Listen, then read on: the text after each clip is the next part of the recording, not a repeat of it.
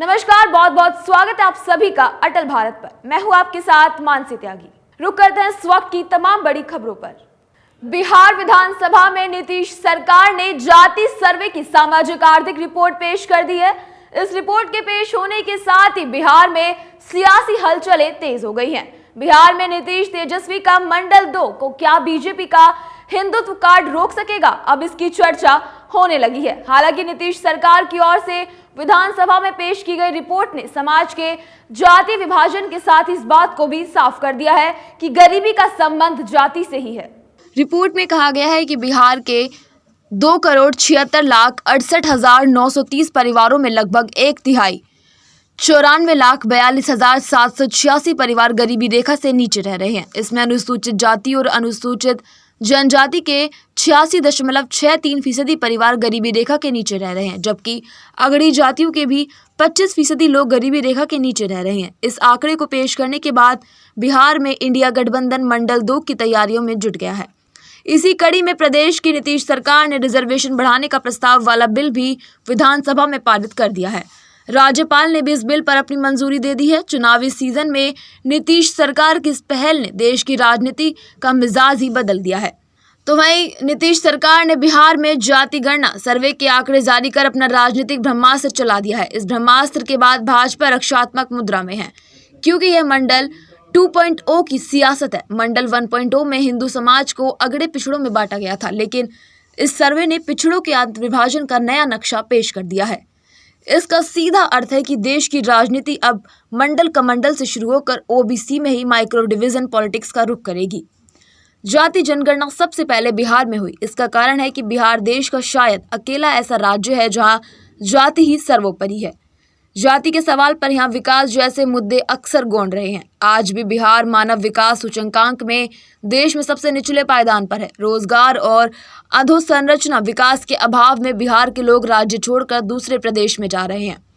बिहार में यह कभी मुद्दा नहीं बना। दिलचस्प बात यह है कि 80 के दशक में बिहार के साथ मध्य प्रदेश, राजस्थान और उत्तर प्रदेश भी बीमारू राज्य की श्रेणी में थे, लेकिन 40 सालों में ये तीनों राज्य विकास की दौड़ में बिहार से बहुत आगे निकल गए।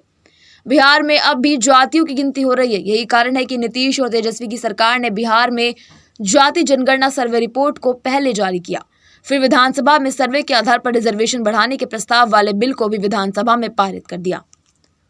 नीतीश और तेजस्वी की इस पहल से पीएम नरेंद्र मोदी के जादू और हिंदुत्व पर भी असर पड़ेगा। राजनीतिक विश्लेषक राजीव कुमार कहते हैं कि जाति गणना भले ही बिहार में हुई हो, लेकिन इसका असर दूरगामी होगा। विपक्ष ने दरअसल पीएम नरेंद्र मोदी के जादू और हिंदुत्व की राजनीति की कमर तोड़ने के लिए यह सब किया है। इसमें अब तो कांग्रेस भी शामिल हो गई है। कांग्रेस मध्य प्रदेश और राजस्थान में जाति जनगणना को ही मुख्य मुद्दा बना लिया है। दरअसल कांग्रेस समेत इंडिया गठबंधन के सभी नेताओं की सोच यही है कि हिंदुत्व के मुद्दे पर काफी हद तक एकजुट हुई हिंदू जातियों को वापस माइक्रो लेवल पर विभाजित करने से नया ध्रुवीकरण बनाया जा सकता है। ऐसा करने पर विपक्ष को एक राजनीतिक स्पेस भी मिलेगा। कहा जा रहा है कि मुद्दा लोकसभा चुनाव में और मुखर होगा। केंद्रीय गृह मंत्री अमित शाह 5 राज्यों के चुनावी अभियान से समय निकालकर 6 नवंबर को बिहार आए थे। बिहार के मुजफ्फरपुर में एक जनसभा के दौरान उन्होंने नीतीश कुमार और राष्ट्रीय जनता दल के प्रमुख लालू यादव की तुष्टीकरण की नीति को लेकर उन पर हमला बोला था। इसी के साथ ही अमित शाह ने इस सभा में धर्म के नाम पर विभिन्न हिंदू जातियों को एक रखने की कोशिश करते हुए अयोध्या में बन रहे राम मंदिर की प्राण प्रतिष्ठा में भाग लेने की बिहार के लोगों से अपील भी की।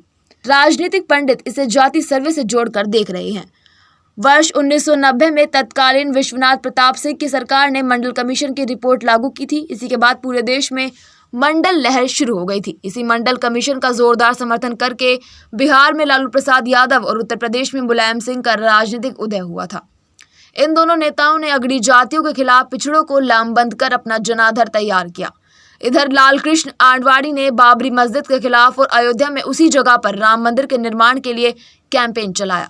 मंडल की राजनीति पर खड़ी हुई क्षेत्रीय पटरियों ने लालकृष्ण आडवाणी को हिंदी पट्टी राज्यों में चुनौती दी। इसे ही ज्यादातर लोगों ने मंडल बनाम कमंडल की राजनीति के तौर पर जानते हैं। अब नीतीश कुमार और तेजस्वी यादव की जोड़ी ने बिहार में नए भर्ती किए गए शिक्षकों को 1 लाख नियुक्ति पत्र सौंपे और फिर इस जोड़ी ने सामाजिक और शैक्षणिक रूप से पिछड़े तबकों के लिए नौकरियों में कोटा बढ़ाकर 75% कर दिया।